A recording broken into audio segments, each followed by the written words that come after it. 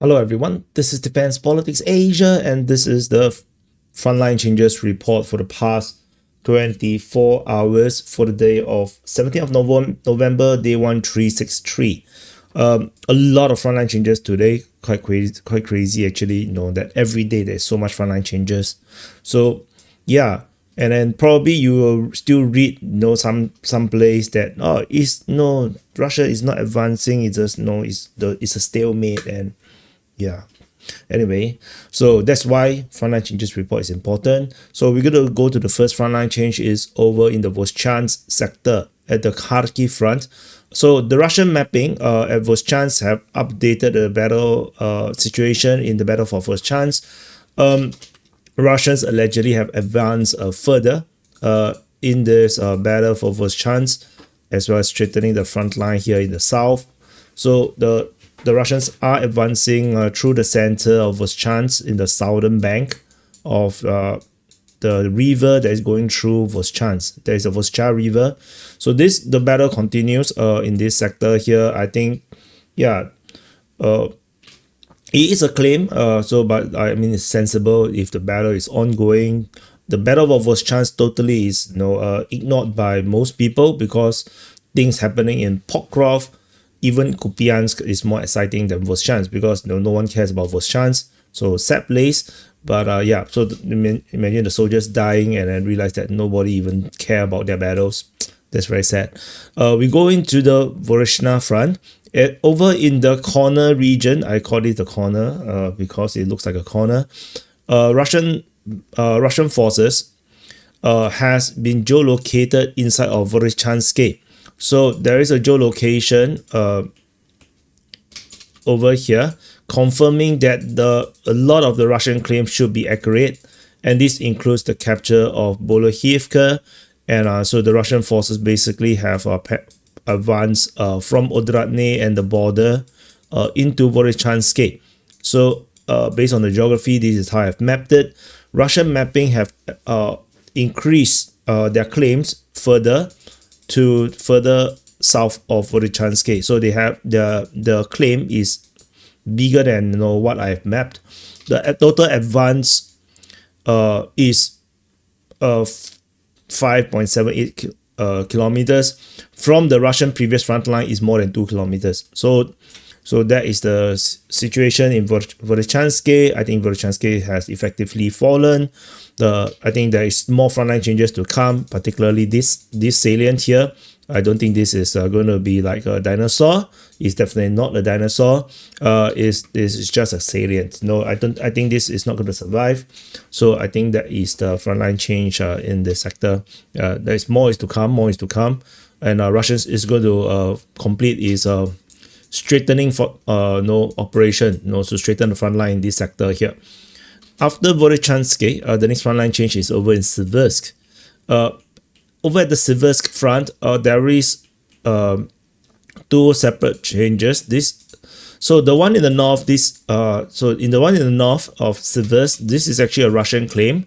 The Russian mapping have mapped that the Russians have fully taken all of the fortifications in the north of Siversk, basically effectively creating the northern wall almost on Siversk. So this is pretty significant. The advance is around 1.45 kilometers. In the south, this is more significant, I would say. Russian forces confirmed to have entered into the south of Siversk. So this is geolocation. So this is a confirmed advance. Russian forces invaded, overrun the fortifications and entered into the southern part of Siversk, which means the battle for Siversk has begun. I have mentioned this before, but now it didn't happen. So the advance here at least is around 1 kilometer. Previously, the Russians have come near around here and then they stopped. So, and I thought that they might attack from here. They didn't. So no. So maybe this might be the real beginning of the battle for Siversk. Siversk has been the legendary town or city that have held the front line like no others, but is still falling. So unfortunately for the Ukrainians, the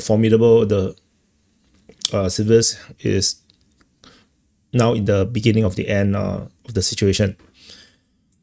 Moving into the Bakhmut front, over in Novomakove. So this is Bakhmut city. Over in Novomakove, there is frontline changes according to the Ukrainian mapping. They have mapped that the entire forest, railway forest, has fallen to the Russians. The Russians have advanced all of these areas here in a flanking movement around Novomakove.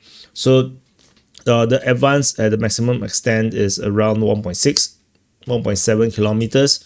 So that includes a lot of fortifications. So I think Novomakove is in deep trouble. Although the Russians seems to have claimed capture of that position a long time ago, since 12th of March this year. So yeah, so clearly reality and announcement is pretty far apart. So that's why I say Russian announcements doesn't necessarily mean it happened. No, that's why geolocation. We do our own mapping methods. After Novomakove, we go into the Konstyantynivka front. So in this sector here at Dvorichna, the Russian forces, the Russian mapping have claimed that they have captured the entirety of Dvorichna in this frontline change. So this is purely a claim. The Russian and Ukrainian mapping, in fact, the Russian mapping and DPA's mapping also differs a lot. So anyway, this is the claim. No one have a concise mapping of this front line, the Konstyantynivka front. The Russian mapping is nowhere close to our extent of the front line. We actually go a lot further than the Russian mapping, and the Ukrainian mapping here is even lesser than the Russian mapping. So you'll probably see this when you look at the Russian mapping and you compare to DPA mapping, or you look at the Ukrainian mapping and refer to the DPA mapping. It's going to look very different. So as usual, I'm sticking to my mapping. My methodology so far has largely, maybe 80-90% been very okay, because nowadays I seldom need to backtrack on what I have done, the changes I've made. So that is very good. I have used many other mappings before, and the big then when I use some of these mappers, particularly the pro-Russian ones, other pro-Russian ones, a lot of backtracking I have to do. Like, they claim that certain places is taken, then after that geolocation shows that they are totally not captured at all, and that is very irritating, because that means they have exaggerated their claims. And this is also why I basically always ignore those who comments in the comment that's saying that my mapping is slow, is 1 week late or 1 day late or whatever. You guys are watching propaganda, so I don't care. No, so you guys can suck it up. I don't care. Anyway, I've done this long enough to know what is what. Over in the Pokrovsk front, at the battle for Pokrovsk, there is some update. According to the geolocation, Russian forces has been geolocated over here. This confirms that this entire region here along the railway line must be under Russian control. So this straightens the front line in this sector here. So that is pretty good. On the western part of Pokrovsk, we have some additional information. So other one, this is already mentioned yesterday's Frontline Changes report. Then we go from Pokrovsk to Filia. Over in the battle for Novopalivka in the south, Russian mapping is still lagging around here. They are still, they put most of this as gray zone. In the south of Novopalivka, in the north of Filia, Russian mapping have updated the map to show that the Russians have advanced along the road that is going along the Solena River up north towards Novopalivka. So this is the Russian map, this as a confirmed capture. So we shall wait for more information on this sector. Battle for Novopalivka is ongoing. The Russian sources have very little information about this, so they put a lot of gray zones around here. After this, over in the Komar front, by the way, this is Komar. Komar is over here. over in the south of Taikei, north of Oleksievka. This is Vyschaye. The Russian mapping have updated the map to show that the Russians is now pushing towards Taikei. They claim that this sector here in the north has been taken by the Russian forces as they push up north. The advance here is around 1.4 kilometers as they move in the direction of Taikei, which is here. So this is part of the outer flanking operation. So there is an inner one. The inner one is over in Orestopil, hitting towards Veliko Mihailivka. This is the inner one. This is the outer one. The grand strategy for those that don't watch the SIP rap, just to show you that the aim is to flank around the Ukrainian position around the forest. This is the outer flank. So there is two flanking operations. So this is this is very common nowadays. I would say if you follow DPA's reporting, you will not find this unusual. This is something the Russians do. They don't just do one flanking operation. They often have two.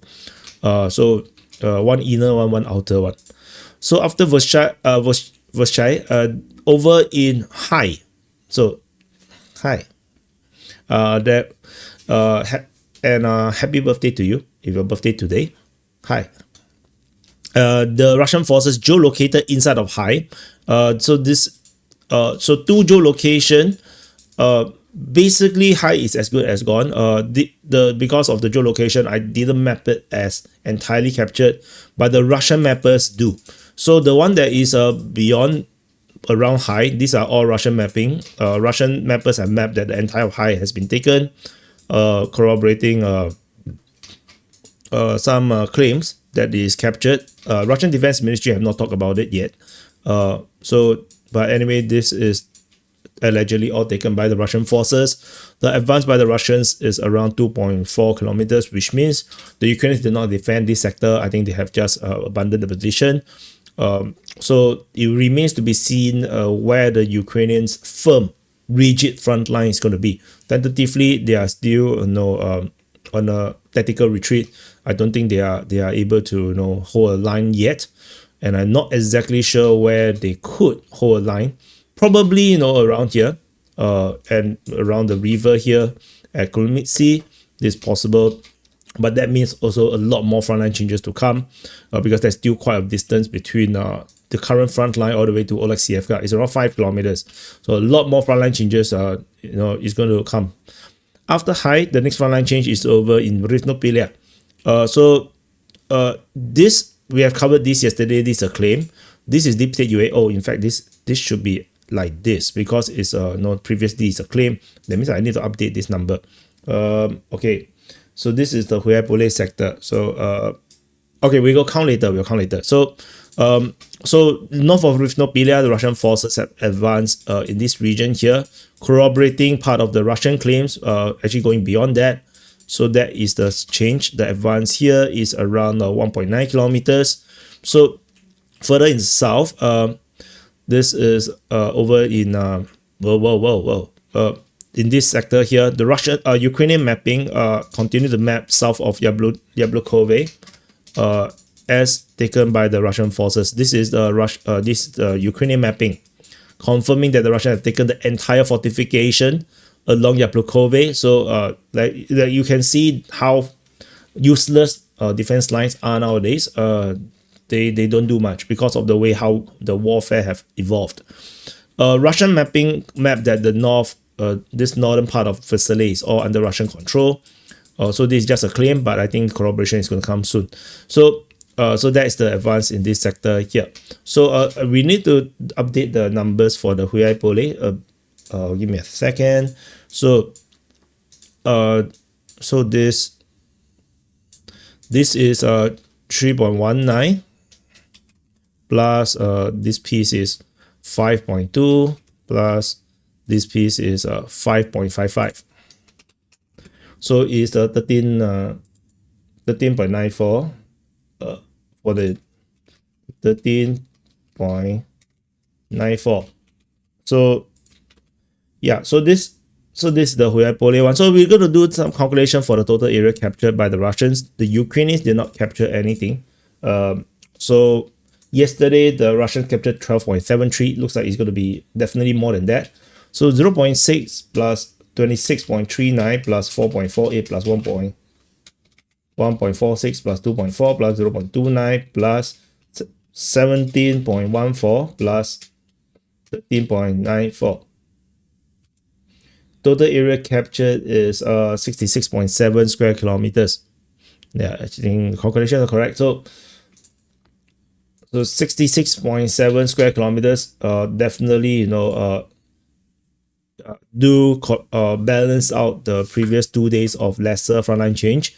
I think it should be around 30 square kilometers by my estimates, but yeah, I haven't done the grafting yet.